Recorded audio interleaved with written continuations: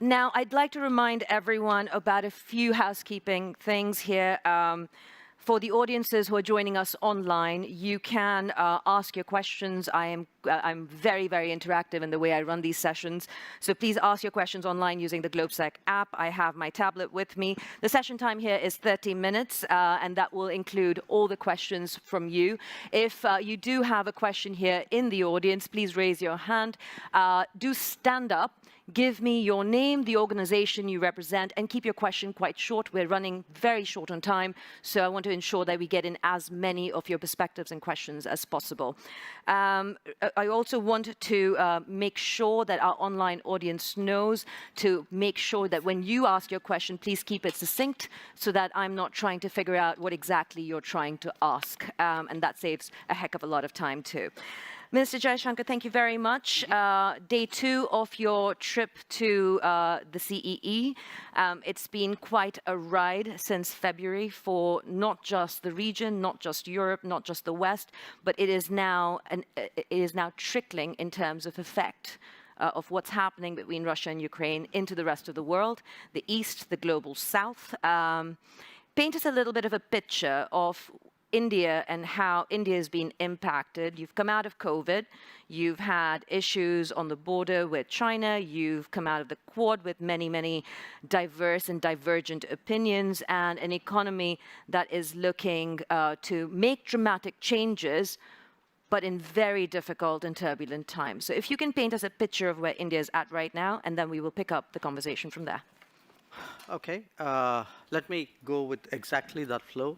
I think, yes, we are largely out of the COVID, though it never quite goes away.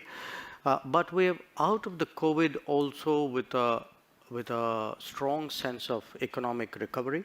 I think there's a lot of optimism about rebuilding, and not just rebuilding, but actually leapfrogging in many areas, particularly digital.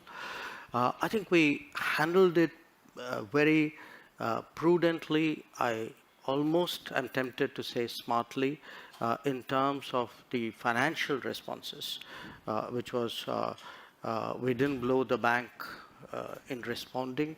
We intervened where we had to, and very effectively. And at the moment, in a sense, the Modi government has just completed 8 years in office.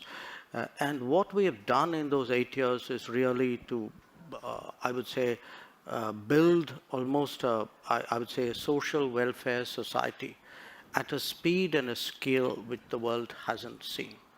And in some ways, the COVID has actually hastened that. I mean, we are, for example, as an example, we are giving food support to 800 million people. And we've been doing this for more than 2 years. So that's like the population of the US and EU put together. We have a publicly supported house ownership program, which covers about 115 million beneficiaries, which is almost like building houses for Japan. Or even if you look at terms of, this campaign, this program actually to replace firewood with gas cooking. It's impacted 80 million people. That's like changing Germany's kitchen in the space of a few years. So there's a lot going on there. And why I mention that is many of the global developments today have the potential of actually putting that under stress. Your second reference was to China. Yes, we are going through a particularly difficult patch in our relationship with China. We've had differences in the past, but we've never had a situation where, after 1962, where really agreements on not bringing forces to the border have been disregarded. A very large number of forces have been brought to the border. We've had a clash. People have died. And this has not happened now. It happened 2 years ago. So in a sense, it's a bit of a diversion, but it's also a useful reminder to Europe that there were other things happening in the rest of the world which sometimes Europe perhaps doesn't pay enough attention to. And there's also been Afghanistan, and what happened there, the circumstances in which the Western, particularly American military forces left finally. And now we have Ukraine, and coming into this region, it's a region which I know well. I have lived here in Budapest and in Prague. And it's a region which has been very helpful to us when we wanted to get 20,000 students out of Ukraine.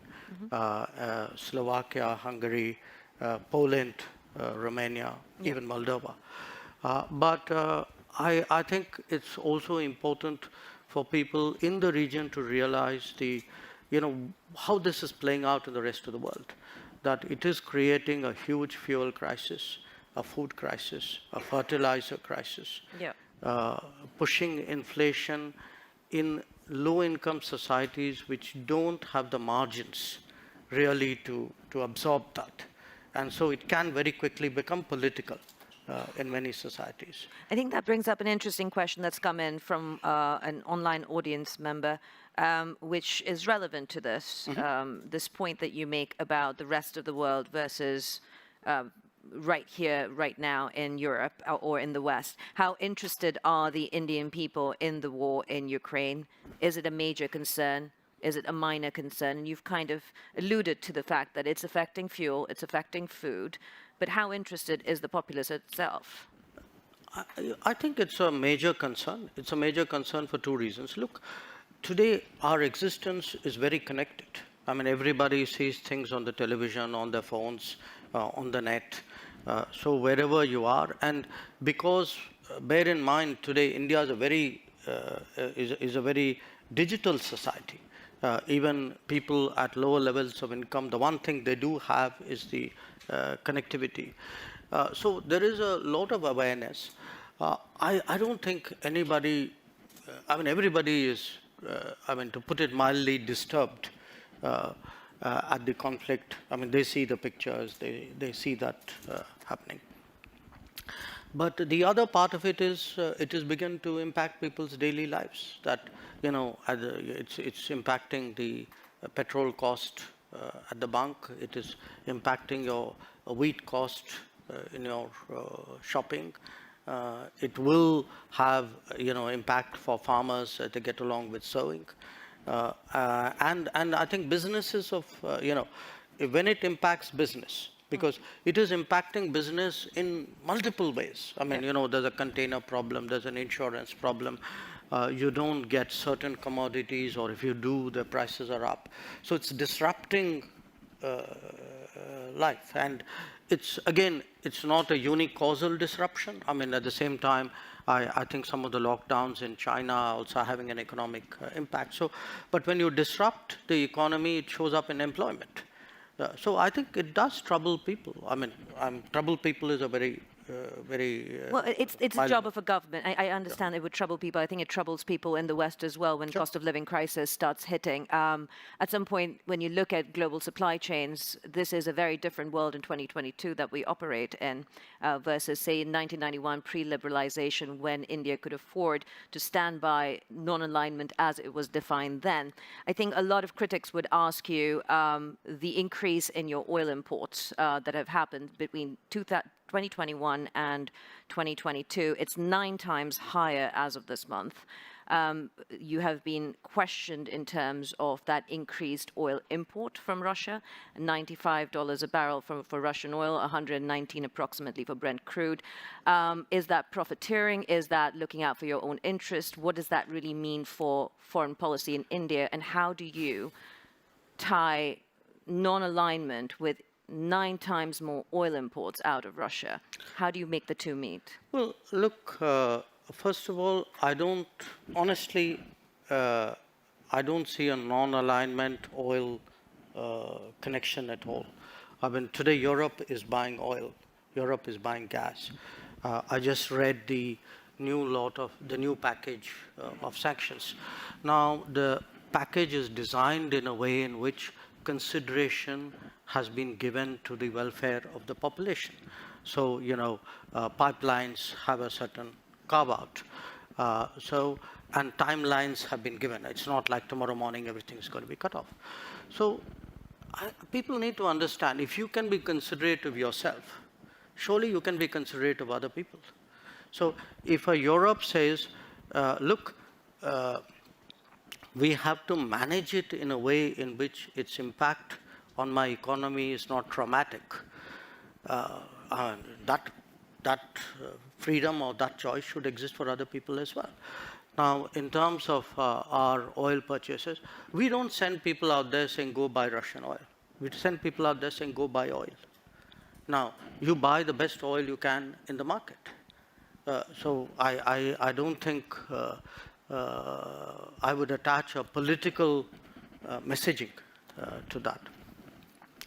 I would also... How do you not conflate the two? I mean, I know the Indian-Russian relationship is strong, but you also have issues with China. How do you then sit back and define Indian foreign policy at this point where the West seems to be quite vociferous in trying to curtail funding for the war in Ukraine, whereas by purchasing this oil for national interest, India is being asked, are you funding this war? So, look, I mean, I don't want to sound argumentative, but then tell me if buying Russian gas is not funding the war? I mean, why is it's only Indian money and oil coming to India which funds, but it's not gas coming to Europe which funds? I mean, look, somewhere, I mean, let's be a little even-handed out here. And even this, look, the whole narrative that it's gone up 9 times. I mean, it's gone up 9 times from a very low base. And it was a very low base because at that time the markets were more open. Why if countries in Europe and the West and the United States are so concerned, why don't they allow Iranian oil to come into the market? Why don't they allow Venezuelan oil to come into the market? I mean, they've squeezed every other source of oil we have. And then say, okay, guys, you must not go into the market and get the best deal for your people. I don't think that's a very fair approach. So talk to us about the second aspect that Indian foreign policy is being questioned at this point when it comes to wheat bans and food bans of exports. How does that then correlate? Because we're talking about the global south and the east that is being squeezed by Russia's issues with allowing Ukrainian grains to be exported. But by India doing the same, again, aren't those weakest people in the world being subjected to the same kind of issues from India? Do you see that as supporting Russia, or is it a completely different element that we don't understand in the West, that your perspective is different? I think answer is B. You don't understand in the West. But it isn't just the West, okay? I don't think people understand because they're not actually tracking the trade. We have been exporting wheat, okay? Typically, we export about 2 to 3 million tons. Last financial year was a better year. We exported about 7 million tons. This year, before the heat wave hit us very badly, the expectation was that we would do substantial exports, and we were open. I mean, in fact, Prime Minister himself had said on various occasions, saying, look, we see that there's a food crisis in the world and we'd like to be of help. But what we then saw was a kind of run on our wheat, a large part of it done by international traders based out of Singapore and I think to some degree maybe Dubai. The result was actually the low-income countries, many of whom were our traditional buyers, like our neighbors, Bangladesh, Sri Lanka, Nepal. These are our traditional buyers, okay? Interestingly, the Gulf buys regularly from us. I heard Dr. Tedros in the earlier session talk about Yemen. Yemen buys from us. Sudan buys from us, okay? Now, what we saw was the low-income buyers were being squeezed out. The wheat was actually being stocked for being traded. So in a way, our goodwill was being used for speculation. Mm-hmm. So we had to do something to stop that because it was also impacting us at home. Our prices were going up. So I want to be very clear what we have done. We have actually said, look, we're not going to give speculators an open access to the Indian market so that the Indian customer and the LDCs of the world get the short end of that. Yep. What we are still open to doing is where we see a kind of a deserving country wanting wheat, very glad to supply it within the realm of possibility. And just for the record, I think we've done this year wheat exports to about 23 countries. The rate of export this year, if I were to take the same period as last year, my rough sense is it's about 4x. Okay. So actually, it's gone up. And I know in many cases, foreign ministers of some countries have called me up, and we have assured them that they would have access to our markets. So this is all about stopping and curtailing speculation at the end That's of the right. day. And preventing a diversion to high-income countries with a greater possibility to buy, because what we saw happen with the vaccines, we don't want to see happen with the wheat, which was the rich people got vaccinated and the poor were left to God and well, that brings up a question again from the audience now, and I would like to ask, I will come to you. I want to just do one question from the online audience, which kind of follows up on your point of diversions. This person's asking, according to the Wall Street Journal, India is becoming a key point for transshipment of Russian oil to bypass sanctions. How does that serve India's foreign policy interests? I don't know. Does whoever wrote that knows what transshipment means? Well, I mean, transshipment is when you get it. No, us. when you get it and you sell it to somebody else. I've not even heard of anybody in India thinking along those lines. So yes, we do buy. So you're saying the Wall Street Journal report is inaccurate that they're quoting? Politely, yes. Okay. So I can say it less politely, India but is not a conduit to any Russian oil transactions. No, not at all. I mean, listen, please understand the oil markets. There's an enormous shortage of oil. There's a physical shortage of oil. Getting access to oil is difficult. I mean, a country like India would be crazy to get oil from somebody and sell it to somebody else. I mean, this is nonsense. So that is your question answered, and the minister's on the record. Yes, please. If you could stand up, give us your name and a brief question. Konstantin Eggert, freelance journalist from Vilnius, Lithuania. Dr. Jaishankar, with the Indian government essentially ignoring war crimes in Ukraine, not condemning Russia, not doing sanctions, you then expect, I'm totally sorry, I know what to do, with India counting on global support for in its struggle with China, its issues with China. How do you think you'll be trusted by others after that? Why do you think anyone will help Delhi after you didn't help others over Ukraine? Thank you. You know, it's an interesting question which you might, I mean, not you, meaning you personally, but people might want to ask themselves, because if I were to take Europe collectively, which has been singularly silent on many things which were happening, for example, in Asia, you could ask, why would anybody in Asia trust Europe on anything at all? So here's the take. I don't think, I mean, first of all, I think you're mischaracterizing our position, where they have, for example, when Bucha happened, we condemned Bucha. And we actually asked for an investigation into Bucha. In terms of what is happening with the Ukraine conflict, our position is very clearly that we favor an immediate cessation of hostilities. It's not that we've ignored it, unless you call phone calls to Putin and Zelensky as ignoring something. So first, I would urge you to get the factual position accurately. Secondly, in terms of the connection you are making, look, we have a difficult relationship with China. We're perfectly capable of managing it. It's, if I get global understanding and support, obviously it is of help to me.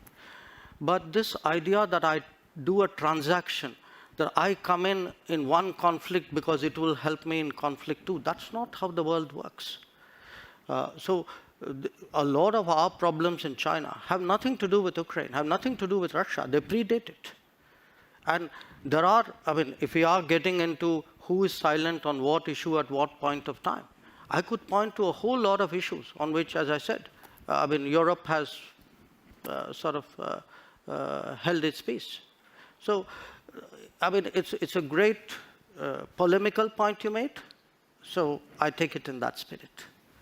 I think as a follow-up to that, a lot of the noises I've been hearing, both in the United States and here in Europe, is on a similar train, that you have a problem with China on the border. It's been going on for decades now. It is getting worse. What position does that leave you in when it comes to seeking support if further incursions are done, further skirmishes happen at the border or within the border, to kind of echo what's happening in Ukraine in terms of sovereignty issues that are being raised? Sorry, do you mind if I interrupt you here? No, please do. But I want to come back to a question, the crux of the question, which I asked a few people in the political circles, in the financial circles. What's your big question? And one of the foremost geopolitical strategists on Wall Street sent me this question for you. And the question is simple. If and when the choice comes down to it, not today, not tomorrow, but in the future, and she strongly believes it will, for India, will it become, in terms of support, the US or China? And that will be kind of a defining moment that comes out of the situation that we face with Russia right now. Look, number one, why I wanted to interrupt you in a way. I mean, I'm partly reacting to the previous observation. You know, somewhere Europe has to grow out of the mindset that Europe's problems are the world's problems. But the world's problems are not Europe's problems. That if it is you, it's yours. If it is me, it's ours. I think that's something, and I see, reflections of that. Again, in terms of, there is a linkage today which is being made. A linkage between China and India and what's happening in Ukraine. So come on, guys. I mean, China and India happened way before anything happened in Ukraine. So the Chinese don't need a precedent somewhere else in the world on how to, engage us or not engage us, or be difficult with us or not be difficult with us. So as I said, I mean, I just see this as frankly a not very clever argument, a very self-serving one. This idea that, your grand strategy must be about how you will choose. I will do what, as all of us do. I will weigh the situation, everybody, after all, how do countries eventually make decisions? Mr. DrSJaishankar, there will always be two axes at this point. I think it's an understood, accepted fact that you have the West, US-led, you have China as the next potential axis. Where does India fit into this? But are you planning to not pick a side? No, I'm sorry. That is exactly where I disagree with you. This is the construct you are trying to impose on me, and I don't accept it. I mean, I don't think it's necessary for me to join this axis or not, and if I'm not joining this, I must be with the other one. I don't accept that. I mean, I think I'm 1/5 of the world's population. I am, today the 5th or 6th largest economy in the world. I mean, forget the history, civilization bit, everybody knows that. But I think I'm entitled to have my own side. I'm entitled to weigh my own interests, make my own choices. And my choices will not be cynical and transactional, but they will be a balance of my values and my interests. There is no country in the world which disregards its interests. So, as a final question, because I know you have to go, and our time has been cut short a little bit by your staff. And the coffee break is coming. The coffee break is less important, but your staff is insisting you have meetings. As a final question, then, to leave us with this perspective, as you say, there's a whole part of the world that we are ignoring and the perspectives that we're ignoring.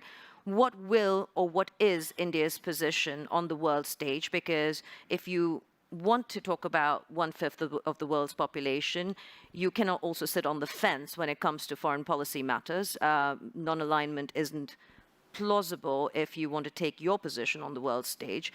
What does it look like with 3 years of your government left, approximately? And what does of this term? Oh, 2 years, actually. Oh, but 2 years. yes. Thank you for the correction. Or even in the next decade or so. What is India's position?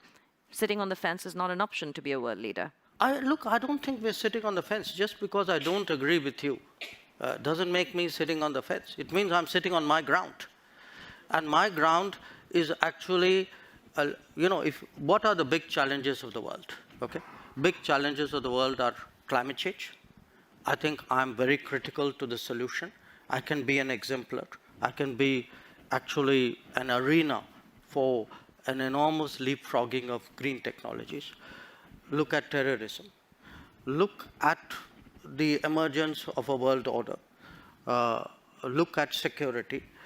Look at sustainable development goals. I mean, you take any and all of the big challenges of the world, some part of the answer either comes out of India, can be contributed to India.